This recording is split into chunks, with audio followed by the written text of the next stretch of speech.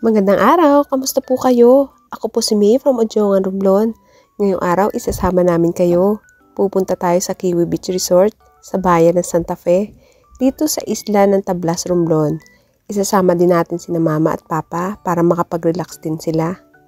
At sa wakas, after 1 year, nakabalik rin kami dito. Aba, meron na pala silang floating cottage na overlooking ang kahabaan ng beach. At yun nga pala ang isla ng Carabao Island, isa sa mga isla dito sa Romblon.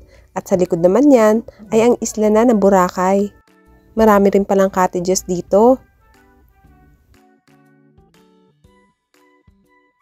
At meron pang ibang resort na malapit dito, ang La Grande at ang Pili Beach naman sa likod niyan.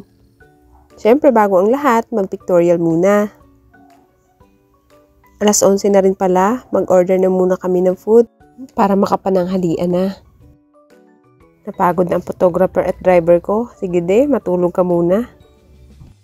After ng ilang minuto, dumating na rin ang order namin. Kain po tayo.